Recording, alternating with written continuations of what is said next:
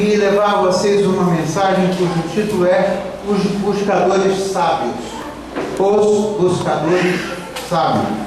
Eu queria convidar vocês a abrirem a Bíblia no Evangelho de Jesus segundo São Mateus, capítulo número 2, Mateus capítulo número 2, versículos 1 ao 12, capítulo número 2 de Mateus, versículos 1 ao 12, e eu queria ler alternativamente. Eu leio o primeiro e vocês leem o segundo versículo, e assim sucessivamente, amém?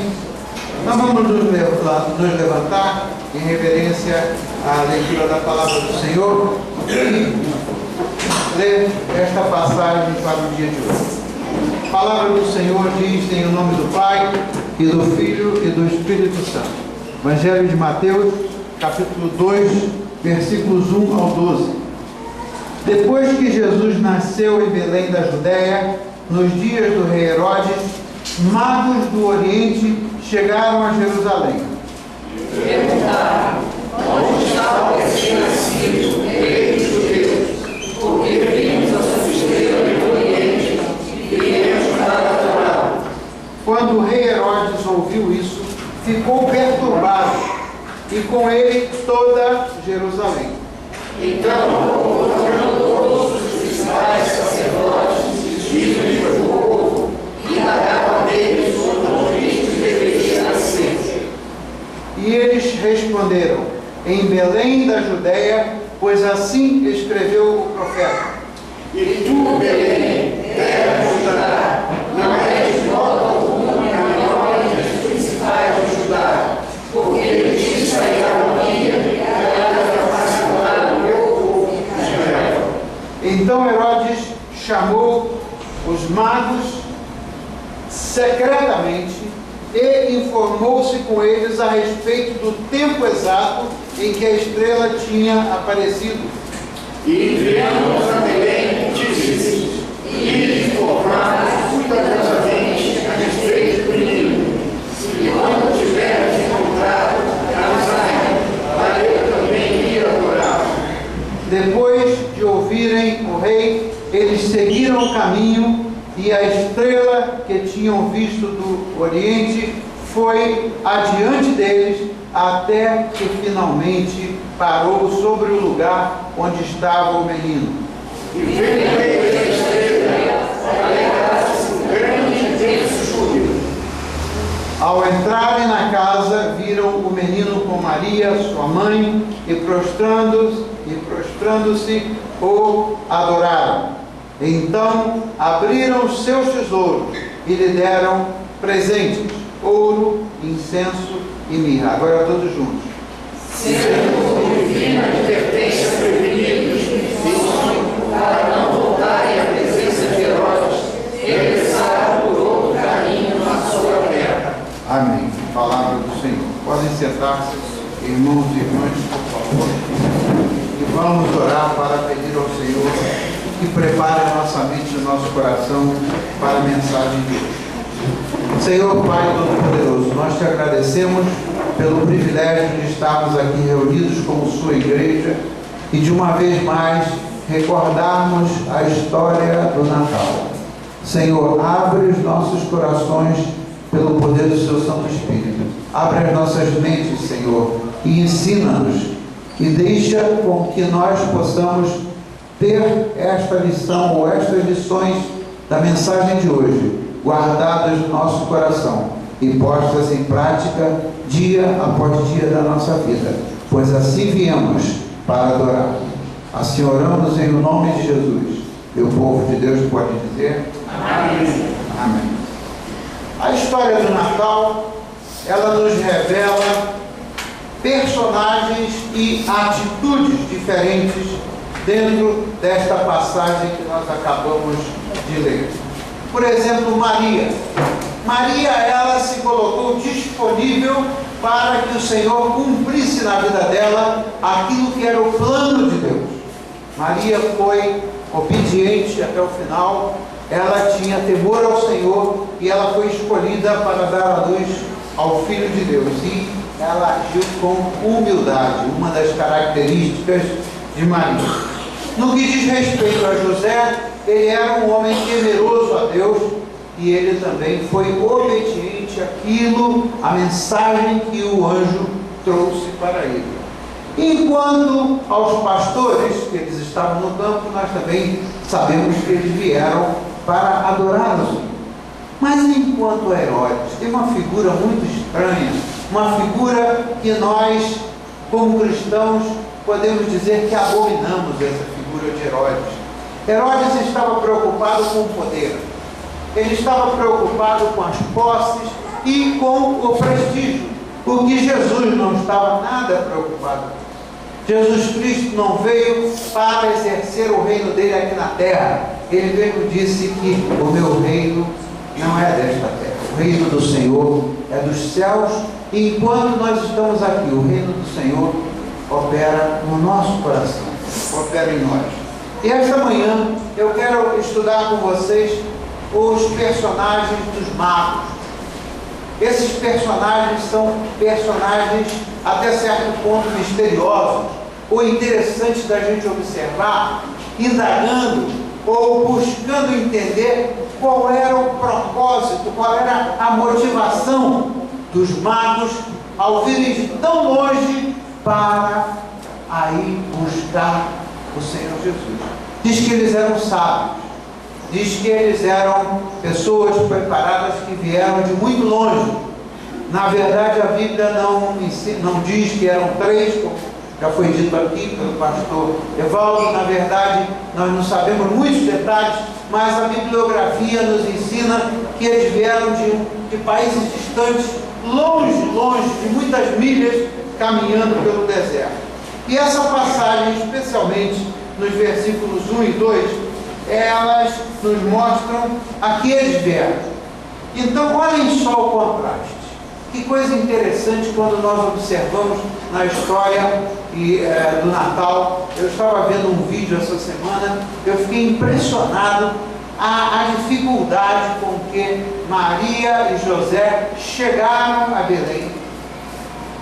Naquela época estava com neve, naquela época era época de neve, e como as crianças cantaram aqui, como a gente viu, Maria veio com toda aquela dificuldade de estar para dar à luz, veio montada num burrinho, e eles afinal chegaram lá em Belém porque obedeceram aquilo que Deus mandou que eles fizessem.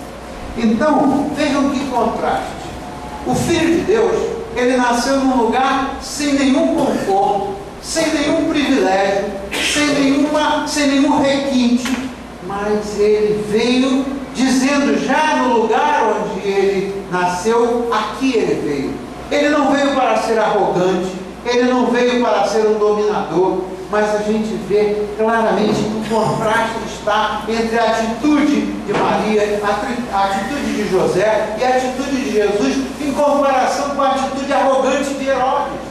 Quando os magos foram a Jerusalém, porque sabiam que Jesus Cristo, que o rei que estava nascendo era o rei dos judeus, nada mais lógico do que eles irem a Jerusalém para buscar a localização de onde estaria esse menino. E quando eles procuram Herodes, Herodes, com toda a arrogância, aqui um dos versículos que a gente leu, Herodes disse para eles assim: olha, assim que vocês descubram onde é que realmente ele está, vocês voltem aqui para me dizer porque eu quero adorá-lo. Olha que mentira! Olha que mentira das grandes. Herodes não estava a fim de adorá-lo, Herodes estava a fim de matá-lo. Não é? Por quê? Porque Jesus Cristo era uma ameaça para Herodes, como Jesus Cristo é ainda hoje uma ameaça para os reis dessa terra que se acham muito poderosos. Então o que aconteceu? Herodes, o contraste está aí. Herodes no palácio, Herodes atendeu aqueles magos com toda a sua arrogância, com toda a sua pompa, mas na verdade o que ele estava querendo, quando os magos vieram perguntar quando o menino tinha nascido, porque eles sabiam do que ele se tratava, aí Herodes vem com aquela história de dizer: olha, vocês me digam exatamente onde ele está, porque eu vou adorá-lo. Muito bem. No entanto, no nascimento de Jesus, eu quero ler para vocês uma passagem que eu reputo lindíssima, porque ali, no nascimento de Jesus, segundo o Evangelho de Lucas, eu vou ler apenas alguns versículos do capítulo 2, ali mostra que, embora Jesus tenha nascido naquele lugar, naquela manjedoura, né, José, inclusive, tentou encontrar um local mais seguro e confortável para que Maria pudesse dar a luz, mas aconteceu que ela foi para o estado, no lugar onde tinha alguma proteção. Mas com toda a arrogância dos reis da terra, meus irmãos, com toda a arrogância de Herodes, o que acontece é que quando Jesus nasceu como o rei, né, dos judeus primeiramente, e o rei do seu povo, ele nasceu com esplendor. O esplendor que veio homenagear Jesus não foi só a presença de 3 magos, ou quantos fossem, ou a presença dos pastores, ou a presença daqueles animaizinhos ali, foi a presença dos anjos do céu. E eu adoro essa passagem em Lucas 2, versículos 8 ao 14, porque aqui revela com que esplendor, como ele foi adorado, o que aconteceu no momento em que ele nasceu. E aí diz: havia pastores que estavam nos campos próximos e durante a noite tomavam conta dos seus rebanhos. Um anjo do Senhor apareceu-lhes e a glória do Senhor resplandeceu ao redor deles e ficaram aterrorizados. Mas o anjo lhes disse: não tenham medo, estou lhes trazendo boas novas de grande alegria, que são para todo o povo. Hoje, na cidade de Davi, lhes nasceu o Salvador, que é Cristo, é o Senhor. Isto lhes servirá de sinal: encontrarão o bebê envolto em panos e deitado numa manjedoura. De repente, uma grande multidão do exército celestial apareceu com o anjo, louvando a Deus e dizendo: glória a Deus nas alturas e o quê?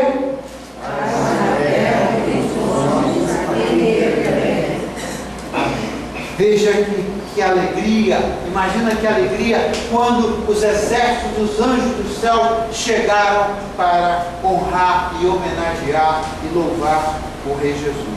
Então, certamente, de grandes histórias que a gente pode aprender sobre o Natal, eu acho que essa dos magos, ela é intrigante, ela é algo que nos faz pensar, ela é algo que nos conduz ao verdadeiro propósito para o qual Deus nos criou. Vamos ver aqui, porque há muita especulação. Se você ler aí muitas coisas diferentes a respeito dos magos, vocês vão ver muitos comentários diferentes, vocês vão ver muita especulação, mas eu quero crer que a vida deles, Deus organizou, orquestrou tudo isso para que, por meio deles, o Senhor nos ensinasse o propósito para o qual nós fomos criados, que é o de adorar ao Senhor. Então, este conto de homens estranhos, de alguma terra que vem muito de longe, nos leva a pensar, porque é cheio de mistérios. Nós somos apresentados a esses homens, como lemos nos versículos 1 e 2 do Evangelho de Mateus, e lá diz assim: eis que vieram os magos do Oriente a Jerusalém e perguntaram: onde está o recém-nascido rei dos judeus? Portanto, eles sabiam quem era aquele menino. Então, uns podem imaginar se eles eram judeus, embora viessem de longe, judeus que estivessem espalhados por alguma outra parte do mundo, mas na verdade a Bíblia não deixa isso explícito. O importante não é quem eles eram, mas eu quero ver um outro fator que Deus usa as circunstâncias, as situações para cumprir o propósito dele. Por exemplo, quando eles chegaram lá, o que os guiou? Eles vieram de longe pelo deserto. O que os guiou para chegarem àquele lugar? Foi uma estrela do céu os conduziu. certamente na caminhada longe e distante, que tomou tempo para eles chegarem lá. Eu não vou discutir o tempo em que os magos chegaram, se eles chegaram junto com os pastores ou não, porque há discussões a respeito disso, mas eu quero ir, de fato, a observar qual era a motivação dos magos. Eles estavam lá para fazer o quê? Quem eram esses homens? Provavelmente eram filósofos do seu tempo e foram também, certamente, treinados em astrologia. Então, a astrologia naquela época era alguma coisa que o povo antigo usava para levar os homens a, olhando para os astros, olhando para o céu, perquirir ou buscar a Deus perguntando de onde eles vieram, quem, para que eles estavam e para onde eles iriam. Na antiguidade tem muita literatura a respeito disso. Os antigos, ao olharem para os céus, olharem para os astros, eles buscavam questionar qual era a origem e para onde eles iam. E os sábios estavam impacientes. Na verdade, esses magos estavam impacientes para encontrar Jesus Cristo, porque eles fizeram aquela viagem com um propósito específico. Mas o que é interessante também de notar? Imagina, naquela época, quando eles caminhavam pelo deserto, uma coisa muito interessante que aconteceu é o seguinte: longas caminhadas pelo deserto não era coisa que uma, duas, três pessoas faziam isoladamente. Eles iam em caravanas pelo deserto. Vocês veem esses filmes, aquelas caravanas de camelo, eles indo pelo deserto. E, no entanto, na Bíblia é muito claro que eles, embora viessem de longe, os que chegaram lá foram aqueles três que foram lá com o propósito de adorar a Jesus Cristo. Então é outro mistério. Será que eles vieram de tão longe, caminhando pelo deserto, numa época daquela, uma época em que era frio, para chegarem lá sozinhos os três? Ninguém sabe, por isso é que há muita especulação. Mas, na verdade, não interessa, não é o mais importante saber como é que eles chegaram lá, ou a jornada deles. O importante é a gente focalizar qual era o propósito pelo qual eles vieram de tão longe. Enquanto que os próprios fariseus, os próprios doutores da lei, veja, de Jerusalém até ali, onde Maria deu à luz, era uma distância pequena, em comparação com a distância que eles vieram de tão longe. Então, aqueles doutores da lei, aqueles homens que conheciam, porque sabiam pelas Escrituras que o Messias iria vir e que o Messias iria nascer numa cidade que já estava profetizada, qual era essa cidade, ali de pertinho. Eles não foram honrar e homenagear o Rei Jesus, mas os que vieram de longe, eles vieram com aquele propósito e cumpriram o seu propósito. Então, eu fico olhando às vezes hoje, meus irmãos, é uma coisa que entristece muito. Essas coisas a gente vê os dois pesos e as duas medidas e as duas atitudes diferentes de pessoas. Eu não posso muito comentar a respeito da igreja aqui, porque eu ainda não estou muito bem familiarizado, mas eu quero dizer a vocês o seguinte: nos Estados Unidos é muito comum que pessoas vêm de longe, dirigem milhas e milhas e milhas para ir à igreja onde aquelas pessoas são ligadas, as igrejas com a qual eles se identificam, enquanto que outras pessoas ali na vizinhança, meus irmãos, ali do lado, eles ouvem o louvor, eles ouvem os cânticos, eles vêm, como a gente fez aqui, por exemplo, agora o pastor realizou aqui a cantata ali fora para homenagear os vizinhos, gente às vezes que está tão pertinho, né? Podia tirar proveito, podia aproveitar a oportunidade. Nós fomos honrados com a presença de vizinhos aqui, mas na verdade um evento desse era um evento para estar lotado de gente, para assistir, para cantar junto, para se regozijar. E quando eu via a igreja nos Estados Unidos, aquele tipo de coisa, pessoas que viajavam milhas, às vezes, olha irmãos, às vezes pessoas que não tinham nem carro, pessoas tão humildes que iam a pé, no interior. Ainda tem gente que vai a pé para a igreja. Antigamente na América, naqueles lugares mais remotos, as pessoas andavam, como aqui no Brasil, no interior, elas andavam milhas e milhas e milhas para ir à igreja. E aonde era muito longe, os pregadores iam de região em região para levar o Evangelho. E hoje, com todas as facilidades, eu sei que aqui nessa igreja tem gente que vem de longe, né? Então, o que eu quero dizer com isso é que a história não mudou muito, porque aqueles magos vieram de tão longe, enquanto que aqueles homens que sabiam quem era Jesus, que sabiam onde ele ia nascer, que estavam ali do lado em Jerusalém, eles não foram lá para homenagear e para adorar o Rei Jesus. Então, o que aconteceu?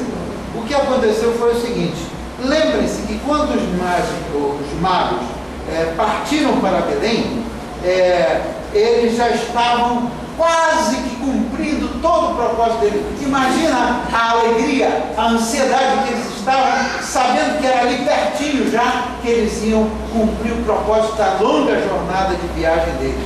E o versículo 9, ele é muito específico. Ele diz que a estrela foi adiante deles, até que chegando se deteve sobre o local exato onde estava o menino. Agora, o que aconteceu quando eles chegaram lá? O que aconteceu quando eles chegaram lá? O versículo 10 diz que eles, vendo a estrela, se alegraram com grande júbilo, mas o versículo 11 diz que, ao chegarem lá, viram o menino com Maria, a sua mãe, e aí, prostrando-se. Qual é a atitude daqueles que se prostram? É render-se. Renderam-se e adoraram o Senhor Jesus. Né? Eles certamente eram pessoas muito bem preparadas, esses magos, pessoas muito bem treinadas, mas eles se despiram da qualificação ou do status deles para ali eles se renderem diante do Senhor. Olha que lição linda. Na verdade, eles cumpriram ali o objetivo para o qual eles se propuseram de vir lá do Oriente. E como é que eles reagiram quando eles encontraram Jesus? Com alegria, com alegria. E aí eles trouxeram presentes, como está escrito lá no final do versículo 11. Abrindo os seus tesouros, eles entregaram o quê? As suas ofertas. O que se faz hoje de trazer as nossas ofertas ao Senhor. E muitas igrejas lá na América, eles ainda conservam essa tradição. No dia do culto de Natal, eles trazem presentes como simbolizando o que foi feito lá na época do nascimento do Senhor. Eles trazem presentes, né? Presentes como um simbolismo da adoração ao Senhor. E quais foram os presentes que eles trouxeram? Ouro, incenso e o que mais? E mirra. Então, esses sábios, além de trazerem presentes para homenagear o rei, veja só, os presentes que eles trouxeram tinham significados específicos. Eles não trouxeram um presente que não faziam sentido. O ouro tinha um determinado sentido, o incenso outro sentido e a mirra tinha outro sentido. Mas aqueles presentes, incluindo a mirra, mostram claramente que eles tinham noção, número 1, a quem que eles estavam adorando, e número 2, estavam a olhar para o futuro, que é o nosso, é o que o apóstolo Paulo manda que nós façamos, olhar sempre para cima e para o alto e para o futuro. Por quê? Porque eles sabiam que o reinado daquele menino que estava nascendo, como diz na Bíblia, não teria fim, seria um reinado sem fim. Um reinado sem fim. O pessoal estava falando aí do final do mundo, o pessoal estava falando de um monte de coisa, mas na verdade o ponto principal que a gente precisa de se preocupar e contar essa história para as outras pessoas, meus irmãos, a nós cabe contar essas histórias para abrir a mente das pessoas. O dia que o Senhor vier, né, é preciso que o povo aí saiba o que vai significar esse final do mundo, porque tem muita gente que fica assustada, dizendo, o final do mundo, então deixa eu aqui curtir as minhas últimas horas, os meus últimos momentos, então começam a fazer fazer a loucura, mas o final, quando chegar ao final do mundo, o que vem em seguida? O que vai acontecer quando o Senhor voltar? Ele não vai mais voltar como um bebê, ele vai voltar como um juiz. Ele vai voltar como um juiz. Então é preciso que a gente espalhe essa notícia para que as pessoas possam abrir a mente, saber que esse Jesus que lá naquela época nasceu como um bebezinho, ele não vai mais voltar do jeito que ele era, e nem sequer tocar nessa terra, porque já está toda contaminada. Ele vem e vem nos buscar e vai nos encontrar aonde? Nas nuvens, para que nós possamos viver com ele pela eternidade, né? E o reino dele não terminará. Que maravilha as profecias de Isaías. O reino dele não vai terminar. A nossa perspectiva é tão curta de vida, quando a gente pensa que quando vai chegando aos 40, como eu estou agora, quando vai chegando aos 80, como eu vou chegar daqui a uns 10 anos, né? A gente começa a rever, automaticamente a gente começa a rever a vida, mas a nossa perspectiva não deve estar no tempo que a gente deve viver, ou que a gente vai viver, ou na nossa perspectiva de vida aqui, mas na nossa perspectiva de quê? De vida eterna, com aquele que vai reinar para sempre. Então, os comentários que eu quero fazer sobre esse reinado de Jesus Cristo, não tem outro propósito senão que a gente comece a divulgar e espalhar essas coisas aí para que as pessoas saibam da verdade. E para isso, a gente pode fazer com o intuito de evangelizar, mas não chegar para as pessoas e dizer assim, olha, eu vou entrar um pouquinho aqui no assunto de evangelismo, que muitas pessoas hoje em dia ainda estão pensando o seguinte, que lá fora as pessoas estejam muito interessadas em ouvir falar de Deus. Pode ser que alguns estejam, mas muitas pessoas não estão. Então aquela história da gente chegar, bater no peito de um amigo, chegar e dizer assim, olha, vai lá na minha igreja porque a minha igreja é muito boa, esse assunto já não é mais, já não funciona muito mais dessa maneira. Pode ser até que você, num determinado momento, pegue uma pessoa que está tão desesperada que ela vai atender o seu convite. Mas para a gente evangelizar, meu irmão, minha irmã, não precisa da gente ter ido ao seminário. A gente conta essa história. Conta a história do nascimento de Cristo. Conta a história do que Jesus fez. Por que os magos vieram para adorá-lo. Que aí você vai começando a despertar o interesse das pessoas por essa história. A melhor maneira da gente evangelizar é contando história. Isso não é novidade. Todo mundo sabe. Então, contem essa história. Esse é o meu apelo no dia de hoje. Então, vejam só. O que passa é que nós podemos aprender algumas lições aí, porque da maneira como que alguns reagiram, a gente pode inclusive levar o povo a saber o seguinte, o que era o significado daqueles presentes. Número 1, o ouro apontou para a majestade do Mestre, porque ele é verdadeiramente rei. O incenso apontou para a sua divindade. Entregaram a ele o incenso, dos magos, como reconhecimento da sua divindade, porque Jesus se fez homem, ele é divino, mas ele também se fez humano. E a mirra apontou para o futuro, olha só, a mirra apontou para a sua humanidade, porque ele nasceu destinado a quê? A vir aqui fazer um turismo? Ele nasceu destinado a quê? A morrer para remir os pecados do mundo. Então veja a visão desses homens, é essa a visão que a gente tem que espalhar para as pessoas. Ao contar essa historinha, você pode dizer, sabe qual o sinal, qual o significado da mirra? A mirra é o seguinte, é porque era usada como uma maneira de preservar os corpos, então aponta para a missão a que ele veio. Então, quais são as partes relevantes dessa lição para nós terminarmos? Número 1, estes homens se encontraram com Deus em meio à sua jornada. Mas na verdade nós temos uma doutrina que nos ensina que Deus é que vem nos encontrar. Deus é que vem à busca de nós. Assim como Deus colocou no coração daqueles homens, daqueles magos, daqueles pastores, de virem a adorá-lo e os moveu de tão longe, o Senhor também pode nos encontrar hoje, no estado e na situação em que nós estejamos vivendo, no nosso coração, da maneira que esteja, seja ele com tristeza ou seja ele com alegria, o Senhor vai nos encontrar como nos encontrou. Agora, tocou a eles fazerem o quê? Eles foram perseverantes. Será que na primeira dificuldade da trajetória deles, eles desistiram de alguma coisa? Não, eles perseveraram até que se cumprisse o propósito deles encontrarem a Jesus Cristo. A segunda lição que a gente pode obter com os magos é que nós encontramos, ou eles encontraram, e nós podemos encontrar aquilo que nós mais precisamos. O que nós mais precisamos é do Senhor.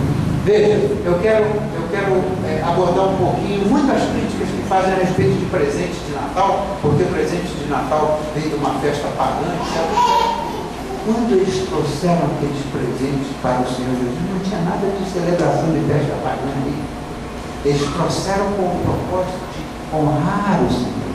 Quando a gente entrega presentes às pessoas, eu quero crer que ressalta mais aos nossos olhos essa tradição que vem daquilo que os magos fizeram, do que com qualquer outra festa pagã. Então, vamos também abrir os olhos e informar as pessoas. Na verdade, o que aconteceu ali é que antes mesmo, veja, isso é outra lição, antes mesmo deles entregarem o presente, eles se entregaram a si mesmos. Entregaram de coração. Eles não foram lá porque ninguém os amarrou pelo pescoço para ir lá fazer uma jornada grande daquela pelo deserto. Ninguém os obrigou a ir lá. Eles foram lá porque eles entregaram aquela jornada e aquele propósito, aquilo de coração. Antes que nós façamos qualquer coisa em relação a Deus, o que o Senhor quer de nós é o nosso coração. O melhor presente que a gente pode dar ao Senhor nessa celebração de Natal é o nosso coração. Quando nós estamos aqui hoje adorando ao Senhor e cantando cânticos de adoração e de louvor que são apropriados para o Natal, quando chegar lá na festa com os nossos parentes, no dia 24, que a gente celebra aqui no Brasil no dia 24, vamos contar a história que antes que se fale de presentes, antes que se fale de aproveitar aquele momento agradável em família, etc., que o propósito da festa é a gente entregar o nosso coração para o Senhor, é a gente se entregar ao Senhor de coração. E 3, eles deram o que eles poderiam fazer de melhor, mas Deus deu aquilo que nenhum de nós poderia alcançar por nós mesmos. Ele deu o seu Filho amado para que todo aquele que nele crê, o que acontece? Não pereça, mas tenha vida eterna. Imagina, o Senhor saiu da eternidade, saiu do céu, saiu do seu trono de glória para vir aqui se fazer como qualquer um de nós, com o propósito de dar. Ele derramou até a sua última gota de sangue. Ele deu de todo o seu sacrifício. Não há mais sacrifício para nós fazermos para alcançar nada. Tudo que a gente tem que fazer é a gente se entregar, se render ao Senhor, não só nesta manhã, mas se render ao Senhor. A gente, uma vez mais, entregar a nossa vida ao Senhor quando a gente cantar o cântico que vem aí, que eu não sei ainda qual é, vai ter certamente algum cântico, né? Então, é a gente aproveitar essa oportunidade para a gente cantar de coração, que ao cantar, ser uma dedicação da nossa vida ao Senhor, porque o Pai deu o que Ele tinha de melhor, o seu único Filho, o seu Filho amado, para nos resgatar. Então, vamos fazer isso, meus irmãos. Vamos preparar agora alguns minutinhos assim de silêncio para a nossa reflexão, né, em silêncio, e aí vamos cantar uma canção que certamente vai ser inspirada para que a gente o cumpra e a gente o faça num sentido verdadeiro do Natal. Amém? Amém. Então vamos cantar com alegria.